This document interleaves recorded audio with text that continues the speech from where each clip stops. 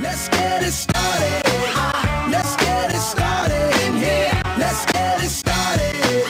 Let's get it started in here. Yeah. The views expressed by J. Michael McCoy are the views of the hosts and guests of Max World Live, and not necessarily the views of Webcast One Live, its staff, its management, the cleaning crew, Dave the electric guy, the guy who cleans the skywalk, the woman who brought in the cookies, the management staff of Hubble Real Estate, the parking lot attendant at Keck Parking, the wait staff over at Miss Kitty's, the coffee crew at Frederick's, the man in the street corner willing to work for food, Rob Spearman, Max Crabb, or anyone else of sound mind. Should you be offended, provoked, intimidated, shocked, confused, or just made to think independently, log on to maxworldlive.com right now. It's your voice we want to hear in Max World. And now, live from the palatial studios of Webcast One Live, your host, J. Michael McCoy.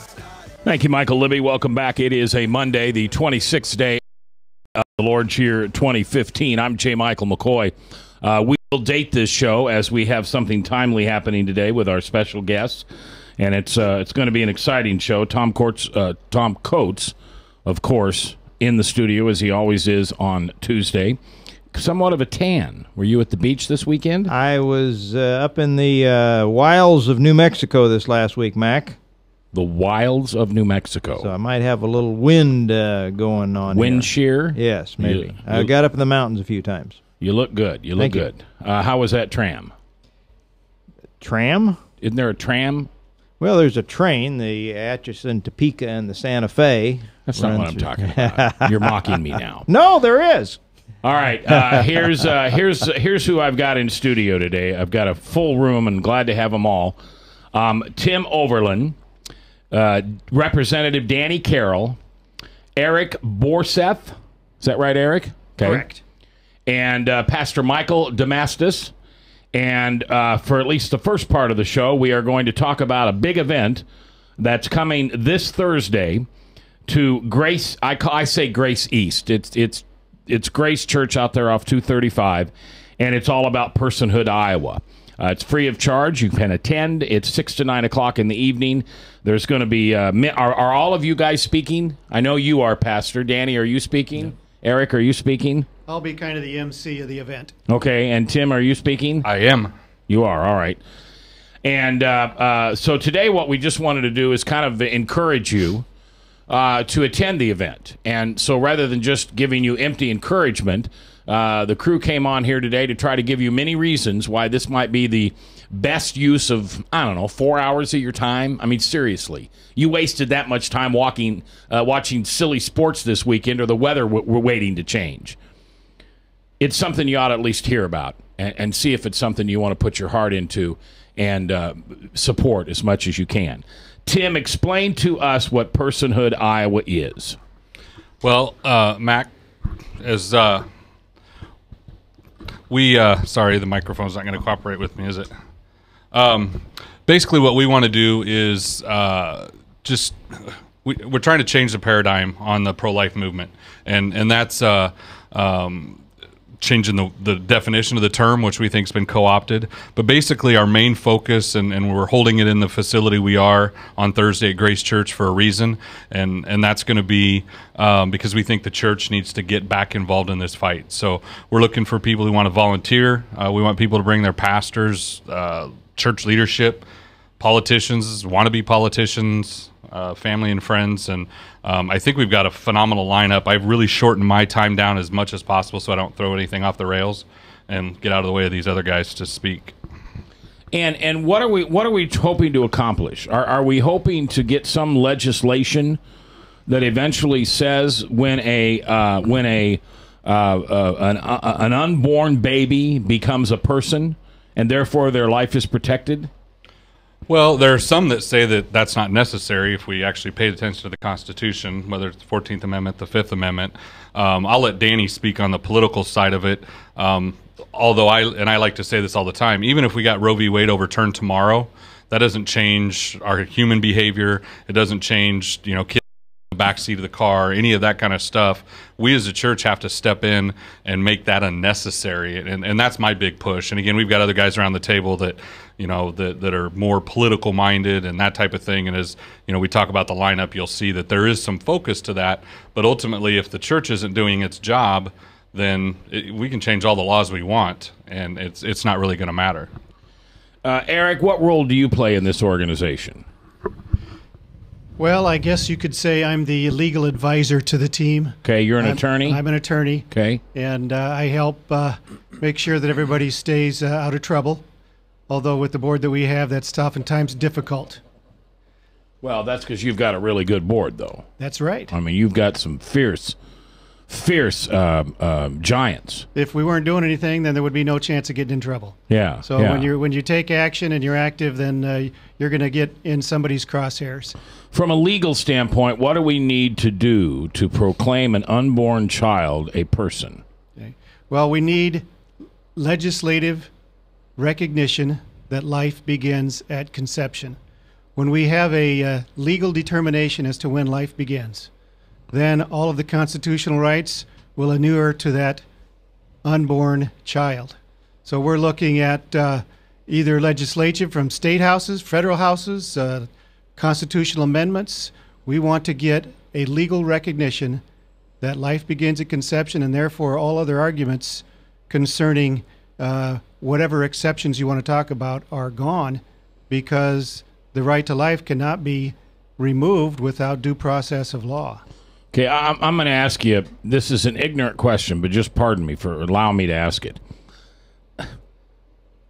Hasn't that already been established for since the beginning of mankind, that this unborn child is a person? I mean, who made the law that said it wasn't? Well, interestingly enough, when Roe versus Wade was being argued, that question was submitted to the attorneys advocating for an overthrow of the abortion laws. And the justice, and I'm drawing a blank as to who it was at this point. Maybe someone else at the table knows. I want to say, was it a Porter or Stewart? They asked directly to the attorneys representing the Roe that if we recognize that life began at conception, your argument would be gone, wouldn't it? And they admitted, yes, we would have no argument if life was legally recognized as beginning at conception. Danny Carroll is with us. He's a representative in the state legislature and former, weren't you head boss? Speaker pro tem, assistant to the head boss. Yeah, I hear wonderful things about you from a lot of. I don't think we've ever met before today. But the positive and the negative are greatly exaggerated. Well, I've heard mostly positive. Thank you. Tamara Scott is a huge fan of yours, and I love Tamara and her husband, and they're Tamara good friends of mine. Is a loyal friend indeed. Yeah. I'll pose the same question to you. Why do we have to prove that an unborn child is a person? Well, I am frequently faced with this question in one form or another, and I always suggest that whoever's asking that question contact my mother-in-law. She's almost 90, but she would be able to explain it to you in pretty clear terms. That when conception takes place, a human being has been created. Not unlike the Dred Scott decision back in the mid-19th century, however, a court that we call Supreme, determined that all persons born in the United States, and they interpreted person to be someone who was born and therefore not protected by the 14th Amendment.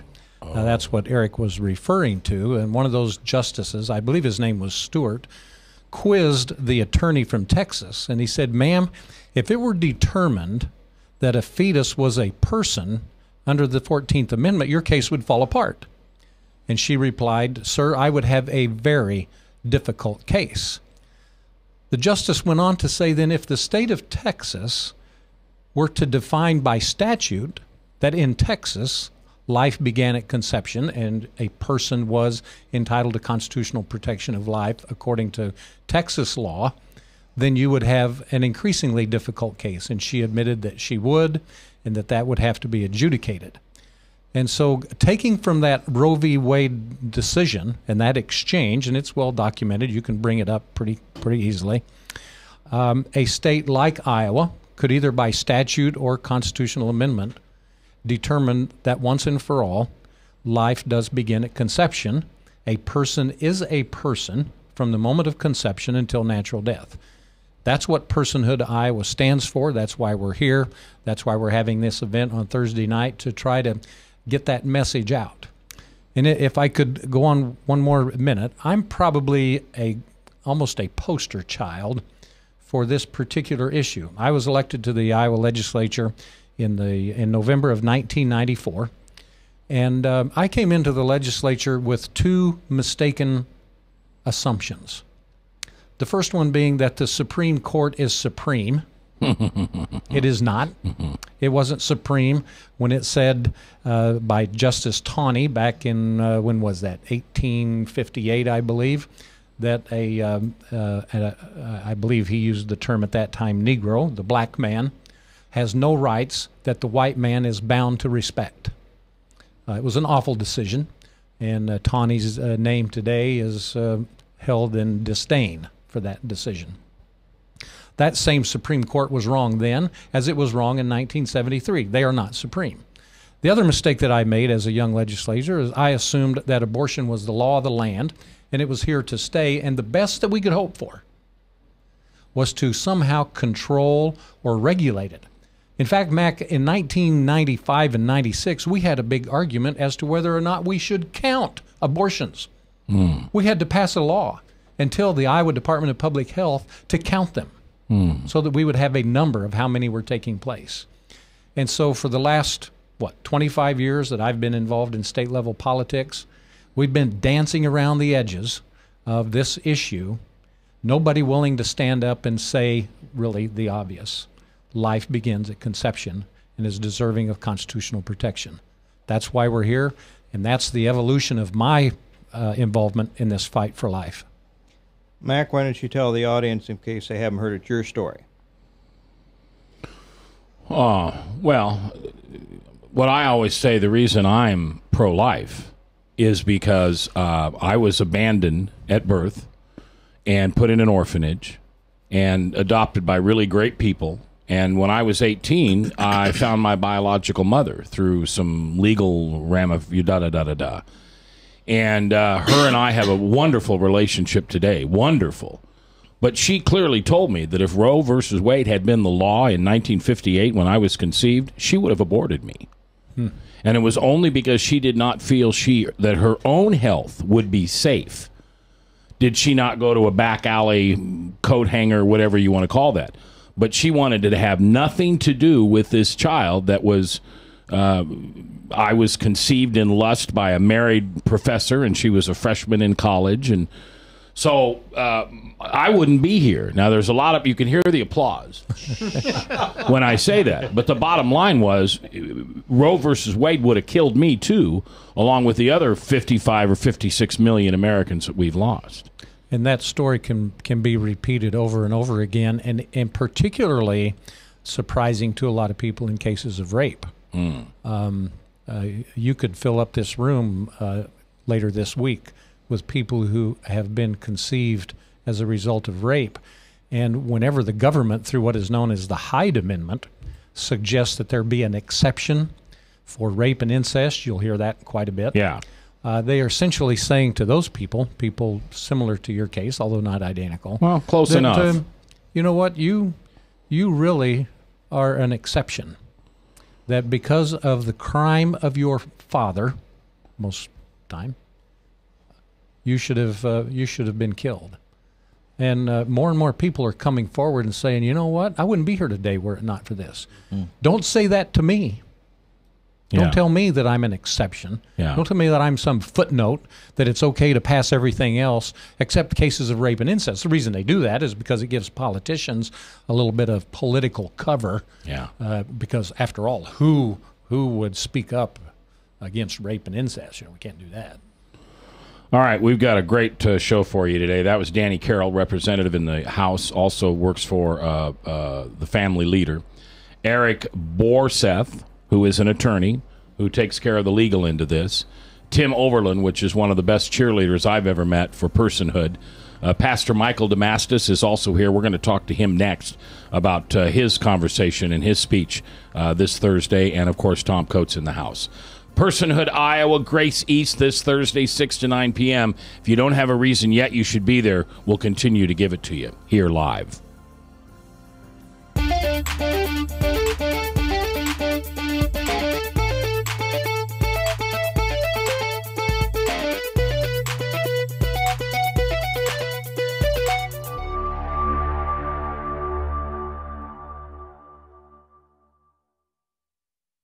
Hey, psst. Let me let you in on a little secret. You ready? Always try to do business with people, not places. Especially if you seek honest Christian business people. And when it comes to my car, I really need to trust who's working on it. Now, my family is so blessed. A few years ago, we found a family-owned automobile repair shop that operates as a Christian business also. Open, honest, reliable, trustworthy. It's AMCO on Hickman Road in front of Kmart, and it's a family-owned Christian operating business. This family treats your car as if it was their car. Everything from oil changes to transmission repair and everything in between. So the next time you feel the need to be at peace with your choice of who you can trust with your car, give AMCO on Hickman a chance to serve you. And tell them Max sent you.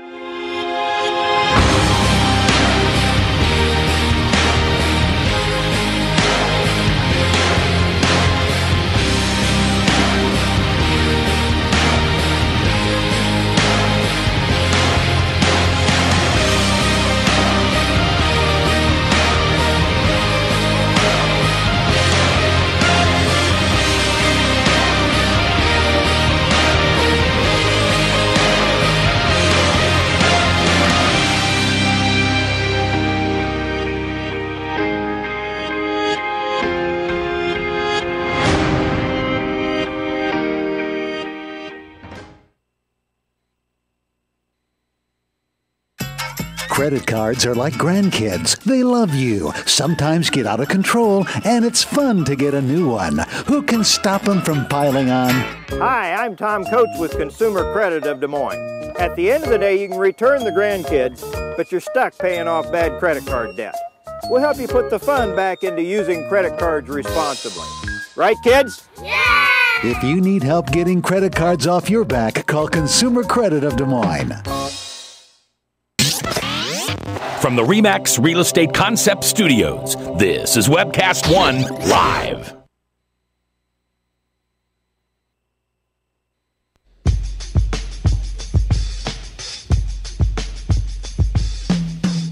If you sit in the back pew or the front pew, it's your voice we want to hear.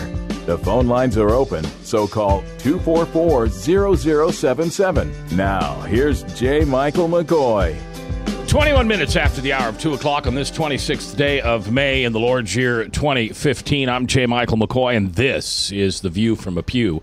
We sure do appreciate you listening. We know there's lots of choices you have at this time in the afternoon, or if you're listening to one of our podcasts, good heavens, there are millions of choices. We hope that we entertain you, we energize you, we inform you. We hope that we lift your spirit. We hope that you encourage your walk with Christ to become even stronger than it is. Sometimes we may prickle you a little bit. You know, we talk about things that may be too close to home. You may not always agree with the theology, but at the foot of the cross, we all agree who's our Savior, who's our Lord, and who's our King. And that's the common bond that everybody on this radio station has. Michael Damascus is the pastor at Fort Des Moines Church of Christ. Good job. Thank you. I wrote it down. On Army Post Road. What time are services? 10 a.m. 10 a.m. Now, you're going to be one of the presenters, speakers at the Personhood of Iowa on Thursday. Yes. What are you going to talk about? the title that I've been given, the topic I've been given, is to talk about the state of pro-life in the church. Okay. And what do you think the state of pro-life in the church is? Not so good. Yeah. I think that the issue that I see right now is that we have every perspective represented when you talk about the church in America. You have people like, I think his name's Andrew Kuklow, a Presbyterian pastor that, you know, regularly writes and praises the works of Planned Parenthood, and you know, he sings their laud all the time. And you have a guy like him who's, some could say he's kind of left the reservation, you know, in terms of what the Bible really says about anything. And let's not narrow it down and point any fingers at him. But I think that you have that perspective represented in the church in America today when it comes to the issue of life, and that's, thankfully, that's not a large percentage. I think that's nominally, you know, a smaller group of people that would represent. And then you have another, I think, smaller represented pastor group that would be someone like me, that would be very outspoken and challenging and trying to motivate people to be engaged in the issue of life. By and large, I think the largest percentage of pastors that are represented are very silent on the issue. And they just don't speak on it. And there's a varying reasons that they don't, but they don't want to address the topic, either for fear of their own job, for fear of people in the church, for fear of the political correct police that, you know, marshal themselves around from church to church and pulpit to pulpit to make sure that all the pastors are towing the line. And so I think that that's really where it's at. I think right now the picture that I see in the church today is that most pulpits are silent on the issue of life. And somebody made the comment the other day that all pastors need to do to get personhood over the hump inside the church is to tell the folks, the women and men who were somehow involved in the case of an abortion, that they were forgiven, that God forgave them. I think that has to be part of the message. I think that to not include that in, you know, in the message is, you know, makes you guilty, you know, of not preaching the whole counsel of God's word. But on the same end of that, because I've been criticized before by people with coming out strong on the issue of life, and they'll say, "You're hurting women." You know, that's so judgmental. The tone that you have is so harsh that it's you know, you can't talk like that. You're gonna, you know, women are not going to hear you. And I just find that. Did you give him a roadmap to the local Presbyterian church? What I know is this, is that I feel, you know, I was blessed, and I'm going to talk about this in my presentation, but I was blessed to be able to go last November and walk the grounds of Auschwitz. Yeah. And we literally, in Auschwitz, we were brought into the gas chamber and then led from the gas chamber into a room right next to it where they put the bodies on these little carts and just pushed them up into the ovens to burn them, you know. And we stood there in this room where thousands upon thousands of people were murdered. You can't stand there and not be changed. It's impossible. Yeah. And what was not left on me, it was not lost on me, was the fact that is still happening in our country. Mm-hmm. It's still going on. Mm-hmm. The smoke still rises. Mm-hmm. And I think that many pastors need to catch that sense of passion again about what is really happening. And I don't know how that has to happen. I think that there's two really important steps that need to take place, namely prayer and really preaching all of God's word are, I think, the two main things that need to happen. Pastor Michael Damastis is here from Fort Des Moines Church of Christ. Their services there on Army Post Road at 10 a.m. Tim Overland, Danny Carroll, Eric Borseth are all here. Personhood Iowa has an event going on this Thursday at Grace East. That's not Steve Dace's church. It's the other one. It happens from 6 to 9 on Thursday night. It's absolutely free of charge if you want to get on this bandwagon, or maybe you just want to learn. Maybe you want to learn. Maybe, can I say something maybe you don't want to hear? Maybe you were involved in an abortion one day, many years ago. Maybe it was a child or a sister or a brother. Maybe you're a man that paid for one. And you just don't want to talk about it. I mean, the guilt and shame that comes from that is just too much. Well, let me tell you something. You're forgiven. God forgave you so many years ago for that. And it's the accuser that just keeps pecking at your head like a woodpecker. Bang, bang, bang, bang, bang, bang. Guilt and shame, guilt and shame, guilt and shame. Don't carry that anymore. Instead, carry the banner of Personhood Iowa. And maybe you need to step forward and share that story that you've kept deep inside in a dark spot. Maybe you need to tell people, I had an abortion when I was 17, or I paid for my girlfriend's abortion. And let me tell you what it did to me every single day of my life. And this is why the freeing of our people, our young women especially, they need to be freed from this guilt and shame. And Personhood does that. Now, Danny, isn't there also a component of politics and getting reelected? And if politicians are afraid that if they jump on the personhood bandwagon, that every woman out there is going to abandon their campaign and never vote for them again? Certainly. And if you'll listen to some of the remarks, even during this legislative session, by some of the pro-abortion leaders like Representative Beth Wessel-Kroschel, they will talk almost exclusively and carefully about women's health care and reproductive rights and that type of thing. Always being careful to spin the argument and the discussion away from the killing of unborn children and making it look like if you in any way oppose that, that you don't care about women. It's probably where the, quote, war on women came from. Yeah, sure, absolutely. People are starting to wake up to that, though, Mac. And, you know, the public is not for a long time deceived and misled. And they know that you can read the code language, and as soon as they start carefully talking about women's health care, never bothering to observe any of the consequences of abortion that also involve women's health long term. They know that it's a smokescreen, and politically, the other side is trying to spin the argument. And we saw a recent demonstration of just how effective coming back at this kind of thing is when we saw Senator Rand Paul turn the tables on, what's that, is it Wasserman? Yeah, the Democrat. Schultz. And the Wasserman Schultz and the journalist were without words. Didn't know how to deal with that. Nobody had ever pushed back on them. We need only ask one question, really, when we're in any kind of a discussion with someone who does not share the view of life at conception. And we say, okay, you don't believe life begins at conception? Tell me then. When does it start? Yeah. Tell me, Representative Wessel-Kroschel, when does life begin? Well, and here's the thing that drives me crazy, and maybe you can help me with this.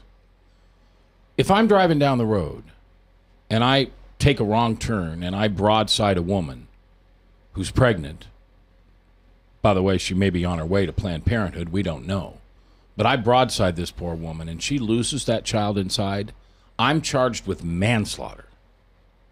But if I miss her and she makes that corner and goes into Planned Parenthood, it's called her prerogative to kill that child. How does that happen? It's a double standard. It's a conflict. It's crazy. It defies logic. You just answered the question. When you ask someone that question, like Representative Wessel-Kroschel, who was arguing against any kind of limitation on abortion, the only rational answer that she can give, it's a child if the mother thinks it's a child. It's not much more. It's as laughable as that is. That's the only answer, Mac.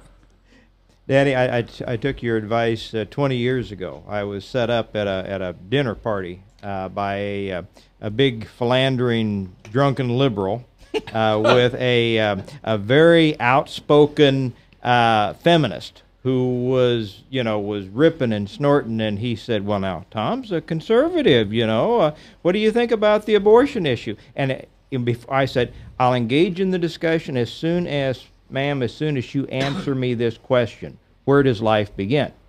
And as soon as you answer that question, we'll have at it. But until you can answer that question, I'm not even going to gauge. And she was left without words, and and that was kind of the end of it. You see, they know, Tom. Sure. Yeah. They know when life begins. Their mother-in-law explained it to them just like mine did to me. Yeah. Well, I like to tell people that I'm pro-choice. Yeah. You should have a choice of whether or not you want to have sex. Correct. I mean, Michael, or Pastor, we talked earlier about the message in church, that the message in church has to be that this is a person. The other part of that is to the youth group to talk about, I even hate to say this, but acceptable sex before you're married. And if it's not acceptable, so be it. If for some reason a denomination or church says, well, that's not an unforgivable sin, then at least the consequences of unprotected sex.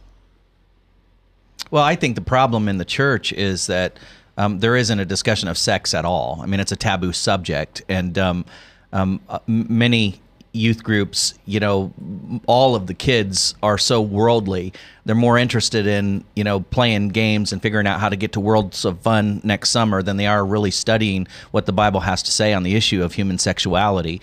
And our culture is overwhelming and saturating them at every level, barraging them every moment with the wrong message of what sexuality is, and especially what human sexuality is. And I think that it's important for the church to begin to have a clear voice on this issue, not just in youth group, by the way, but from the pulpit, and very clearly from the pulpit, because the world and youth groups in general are just as sexually active as any person that doesn't go to church. That's right.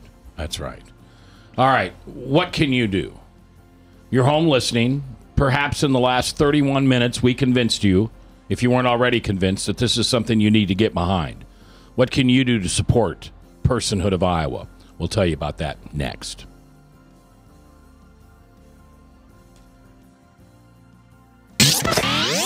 From the RE/MAX Real Estate Concept Studios, this is Webcast One Live.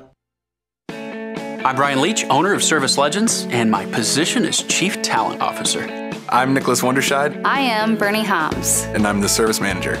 Marketing Director and Client Relations Manager. Everything that we do is about ensuring that we exceed your expectations. Our clients are important to us. 100% satisfaction. We're not just focused on heating and cooling. That's the easiest part of our job, actually, is fixing furnaces and air conditioners. Everyone that we come in touch with, we want to improve lives. Bottom line is, we've got our installation guarantees, 25% energy savings guarantee, comfort guarantee, temperature selection guarantee, property protection guarantee. 100% satisfaction guaranteed, fixed rate or it's free. All of those guarantees are backed up with a 100% money-back guarantee to hold ourselves accountable to making sure that you get what you're after. Just fixing the problem today. If they have another problem 5 days down the road, it's still fixed rate or it's free. We use what's called straightforward pricing. Our technicians are going to give you an exact to-the-penny price on what it's going to take before they move forward with any repair. That way you know what to expect. It's the same price every day. No surprises.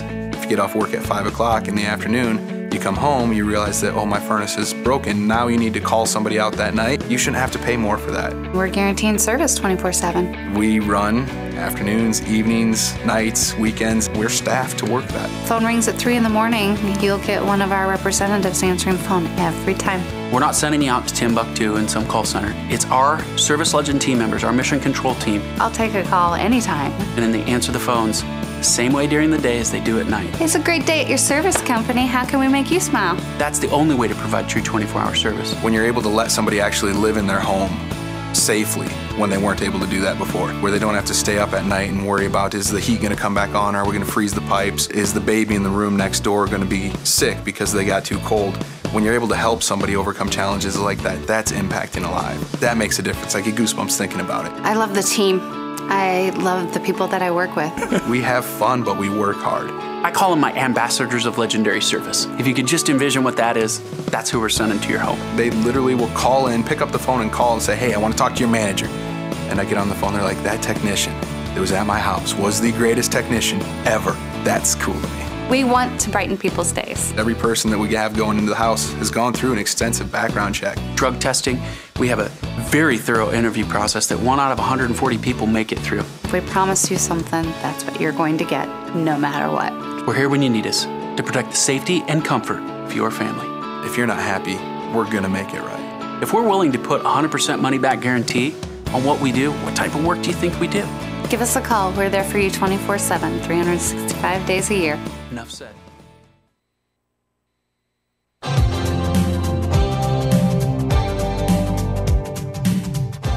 If you sit in the back pew or the front pew, it's your voice we want to hear. The phone lines are open, so call 244-0077. Now, here's J. Michael McCoy. 22 minutes for the top of the hour. Top of the hour is Salem Radio Network News, and then the Steve Dace back in the afternoon live here on 99.3, the Truth Network. Yes, the rumor is true. We will be expanding our coverage throughout the central Iowa area, and that will happen in June. We are going to aim for 4th of July weekend, and we hope we come up a little bit before that. But the weather's got to cooperate, and everything's got to happen. But we sure appreciate you hanging in there with us. We've been telling you about this for several weeks. I just can't begin to tell you how blessed we are to be able to bring the gospel message into a market the size of Des Moines, the 56th largest market in the country, that has no full-time preaching and teaching and social commentary radio station. Just for me, it's unheard of. So we're going to do it. We asked God if we could do this. He said, put together the plan. Sow the seeds, Mac. I just can't, flash my little fingers and make it happen. Sow the seeds. So we took 4 years and a ton of money to get this done. And God blessed us with that from the FCC last fall. And so Des Moines will have a full-time preaching, teaching, and social commentary radio station that will totally cover central Iowa. Boondocks north, Lucas County south, over by Iowa Speedway to the east, and west to Adair. Adair, not Adele, Adair. So we look forward to serving you in that way. My guests are Tim Overland, Danny Carroll, and Eric Borseth, all with the cause of Personhood Iowa. Also here is Pastor Michael Damastis. He's with the Fort Des Moines Church of Christ, services at 10 a.m. He will be speaking at this event, and this event you are invited to. You don't have to pay anything to get in. It's free. You don't even have to wear a tie or anything nice. I mean, Damascus won't be in a tie. Will you be in a tie? No, sir. I didn't think so. You're not burying him or marrying him. That's no way. right. It's at Grace East, 6 p.m. to 9 p.m., free of charge. We hope that you choose to come. Danny, is it unfair for me as a commentator, all right, to call these baby killers godless? To call the Democrats who refuse to talk about this godless people because you're willing to murder God's creation over your selfishness? To know someone's heart has been reserved to God himself through his Holy Spirit. And so to that extent, yes, I think it would be unfair to make a judgment regarding someone's heart. It is not unfair, though, to ask them for an explanation. How have you, Mr., Miss, Representative, Senator, elected official, accomplished the mental, spiritual gymnastics of somehow convincing yourself that a certain population of the human race is not a human being, but some form of property to be disposed of at the will of someone else? That is a fair question. Yeah. How, the thing that amazes me is we have no idea the plan that God had for some of these children that were murdered. There certainly is probably a very good chance that half of them were mothers and half of them were fathers who were going to extend a line of his creatures and his creation. I don't think out of 54, 56 million people, it's unheard of to think there were going to be legislators, governors, maybe even a president or two that somebody very selfishly put to death. To couch your question in another way. Okay. Because Danny's a lot nicer than I am. I would say this. Would you ask or look at the history of what happened with the Nazi regime, with the SS soldiers, with the concentration camps? Would you say they were godless? I would say at the minimum you could say they were wicked. Okay. And the deeds that they did were wicked deeds. Okay. And I would couch all that is happening in America with abortion, with Planned Parenthood, with those that are trumpeting the rights of the woman over ignoring the unborn, the most fragile, the safest place a baby should be in a mom's womb. Yeah. That is wickedness.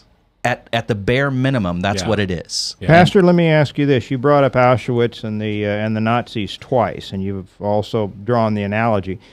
Margaret Sanger, the originator of Planned Parenthood, was a eugenicist. Yes, she was. Much as and I think she had admiration for the Nazis and their goals. Even this day, I saw a statistic the other day saying that the blacks in this country are overrepresented in the abortion numbers by a factor of 3 to 1. Yes. Now, in a hypersensitized society that deals with race as much as it is, with Obama, Holder's new generation in the Justice Department and on down, how is the fact that the blacks are still being targeted to this degree without anybody in the media raising any word about it? I don't understand it, honestly, other than the other side is very good at what they do in misinforming people or keeping them in darkness and ignorance as to what is happening, because nobody really looks at the true. By the way, Hillary Clinton looked at Margaret Sanger as one of her idols. She said she considered her a hero for women's rights. And so I just think that, when you look at who she really was, what her real goals were, that was evil. That was wicked. And that's what birthed the abortion movement in America. Tom, you're talking about Margaret Sanger. Yes. And we'll have a presentation. That'll be part of our presentation. I'll talk about kind of the history of the eugenics movement and Margaret Sanger and Planned Parenthood. Do you know that even somebody with her twisted worldview was against abortion? No. Yep, and Rebecca Maxwell will be speaking on that, and she'll go into more detail on that. But even she was against abortion. She was for sterilization and those type of things, but she was against abortion. Because to clarify, she felt that there were areas of race and so forth that really should be, if not snuffed out, held down. Should be controlled. Yes, which is what the Nazis thought with the Aryan, and anybody else that didn't fit into their box was less than human and probably should be eliminated or at least reduced, right? Now, before we raise her view of her much, it's probably because she knew that there would be more, white upper class would be able to afford the abortions. That's probably why she was that way. But even she knew that abortion was she was not for abortion. Interesting. So. All right, we're going to bid farewell to some of these gentlemen here as we approach the last break. Pastor Michael Damastis will stick around as we'll continue this conversation because I want to get into some tough theology on this for a minute. Okay. Okay. Part of that comes to me because I'm just appalled by what happened in Ireland. Not because of what it was. At least they got to vote for it. Yeah. But because Irish and Catholic, I mean, they're just so what's the word I want? Synonymous. And yet it just seems, well, we'll talk about that. Tim Overland is here, Danny Carroll, Eric Borseth, Eric and Danny and Tim. I sure appreciate you guys coming in today. Personhood Iowa is the event. It's at Grace East, just off 235. I think you take the Euclid exit, as I recall, and head east, and then you kind of wind your way back in through the neighborhood to Grace East. It starts at 6 p.m. It ends at 9 p.m. There is no cost for you. At least go educate yourself. And here's the most important thing you could do. Take your granddaughters. Take your daughters. Take your nieces. I'm not saying that men don't need this education too, but it'll all start with the young lady. And if we can teach our young ladies to be young ladies and to be children of God and the creatures that they were created to be, then maybe the law against abortion won't even be necessary. But in this case, we need to work hard in the state of Iowa to declare Personhood Iowa. That if you live in Iowa and you want to have a baby, you have the right to have that baby. But if you get pregnant, you can't kill it just because you're selfish and make poor choices. Gentlemen, thanks for being here. Tom Coates and Pastor and I will be back right after this, live here on The Truth, 99.3 KTIA, Iowa. From the RE/MAX Real Estate Concept Studios, this is Webcast One Live. Credit cards are like grandkids. They love you, sometimes get out of control, and it's fun to get a new one. Who can stop them from piling on? Hi, I'm Tom Coates with Consumer Credit of Des Moines. At the end of the day, you can give these grandkids back, but you're stuck paying off bad credit card debt. We can help you put the fun back into using credit cards responsibly. Right, kids? Yeah! If you need help getting credit cards off your back, call Consumer Credit of Des Moines. Hey, psst. Let me let you in on a little secret. You ready? Always try to do business with people, not places. Especially if you seek honest Christian business people. And when it comes to my car, I really need to trust who's working on it. Now, my family is so blessed. A few years ago, we found a family-owned automobile repair shop that operates as a Christian business also. Open, honest, reliable, trustworthy. It's AMCO on Hickman Road in front of Kmart. And it's a family-owned Christian operating business. This family treats your car as if it was their car. Everything from oil changes to transmission repair and everything in between.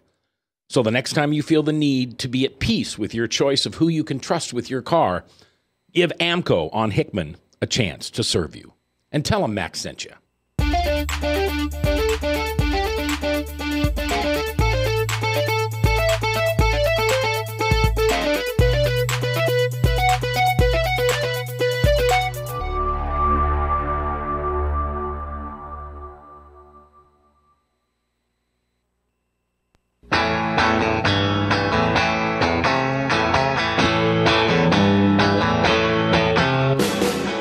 If you sit in the back pew or the front pew, it's your voice we want to hear. The phone lines are open, so call 244-0077. Now, here's J. Michael McCoy. All right, 10 minutes for the top Salem Radio Network news at the top of the hour, and then the Steve Deace live here, back in Afternoon Drive. Tom, I'm going to throw it to you because you've got a good point to bring up. I think most of the people that listen to this station are probably somewhat politically attuned, and they understand that there are two major cases going to be decided in the Supreme Court, and they are winding down. So in the coming weeks, we're going to see one on the issue that Mike mentioned in the last segment about Ireland approving nationwide the approval of homosexual marriage. We are going to see that issue adjudicated by the Supreme Court. I'm not saying it's right that they do, but that's what's in front of them. Second one has to do with Obamacare. It is going to be decided whether the majority of states, like this one, that in many cases, Republican governors did not set up their own state-based exchanges, and yet the Obamacare people, through their website, continued to subsidize the premiums to the people that would have fit in the category, even though the bill said clearly that if a state has not set it up, you cannot subsidize them. That's the second one. We knew those two were coming forward. A third one has been announced just today, just before I came on to the radio. And this latest breaking one has to do with an appeals court that has decided in favor of the state of Texas. And what they've decided is that Obama has once again overstepped his constitutional authority to do executive amnesty on approximately 5 million illegal aliens in this country. And Scalia fortunately, is the one Supreme Court justice that's been kicked up to make that decision whether they would hear it in the closing weeks. And if that does, it'll get fast-tracked, and it will be in there. So there are, in my judgment, there are 3 major cases in front of the Supreme Court that will be announced in the next few weeks. I like Danny, what Danny said in the last segment about supreme, that they are not supreme, that we need to look beyond these, what are there, 7 men and women on the Supreme Court, whoever there are, and they are not supreme. God is supreme. Okay.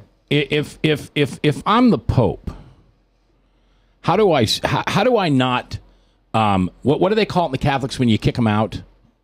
Discommunicate? Excommunicate. Excommunicate.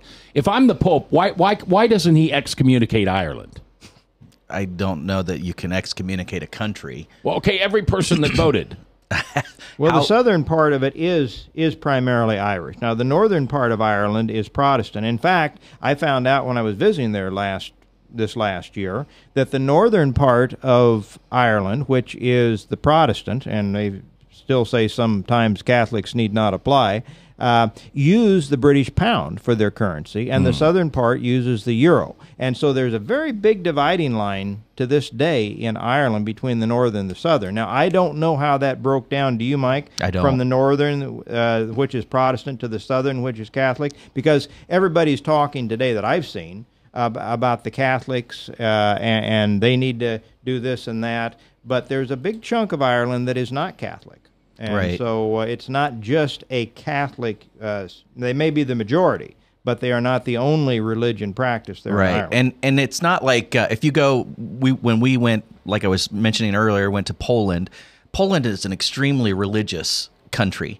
And I think that Ireland is not necessarily known for, religion being the most prominent thing. Although its history is steeped in religion, it's become much more secularized in contemporary times, just like the whole of Europe by and large. And increasingly this country. We talked off the air before we came back about one of those 3 issues being the gay issue. And I think the liberals, I've talked to them, are, in fact, we've had Rob Tully sitting here and tell us that on the radio this last year one time. Time is on our side. And they very much believe that the indoctrination, which is not education, it's indoctrination in the public schools, is working its way. And if you do the polls, you find that the younger people say it's a ho-hum, no big deal. They don't even want to engage in it. It's just as it is. It's the older ones, us, sitting here, the ones that are becoming dinosaurs and dying off are the only ones that have any problem with homosexual marriage. Of course, even the term homosexual is not used and hasn't been used for quite a while in the media. Right. But gay, I think, is an unfortunate euphemism applied many years ago, and so I choose in some cases in this one to continue to call it what I think it is, which is, to me, it's not about the latest poll. And I know it's not to you, Pastor. No, it's not to you either, Mac. It's what is in the Bible and what is revealed about God's Word. And if God is unchanging, as we're told it is, if He found homosexuality to be a core sin abomination 2,000 years ago and prior, as He apparently did, who is it to us to put it up to a public and popularity poll debate today to decide if this is something that we're going to countenance? I think it's another indication. We're talking about Colorado, the legalization of marijuana. We're talking about all sorts of things that are tearing down our republic. And at some point in the not too distant future, if that course is not changed, we are going to be taken out from under the shining city on the hill and the cloak that we were given at our founding, and we are going to be, God will turn His back on us and probably take us to task much as He did the nation of Israel many times as they turned their back on the Lord. No nation in history, period, has ever sustained itself or been sustained by its prosperity. Every nation has been sustained because of its moral choices. And I'm preaching through currently the book of Amos in the Old Testament in our church. And what's really scary is the timely relevancy of such an ancient prophetic message to what's happening in our own culture. And Israel wasn't judged because of bad economic policies or what was happening in the domestic arena. Israel was judged because of the moral choices that it was making as a nation, and that's the same thing that we're finding ourselves in right now. It is our moral underpinning which is crumbling, which is, as John Adams said, without that religious moral people, the Constitution doesn't work. It just doesn't work. And so we're finding that to be true in our contemporary arena. Pastor Michael Damastis has been our guest today. Fort Des Moines Church of Christ. They're on Army Post Road, 10 a.m. services on Saturday. Tom, thank you for being here. The next time you're with us, we should be in the new studios. And the next time you're with us, we should be in the new studio. So we look forward to having you both on. And thanks for letting things kind of change its plan today. I think it was God's will. I think It was great that you were here. All right. I'm J. Michael McCoy. If I haven't told you lately, thanks for listening. I love this job. I love this ministry. I couldn't do it without you. And all I ask you to do is today, just think of that person that you just can't forgive. The one that you just let live rent-free between your ears because what they did was just so terrible. Well, remember, as you forgive, you shall be forgiven. That's in the Lord's Prayer. So tonight, give some forgiveness. I'll see you in church.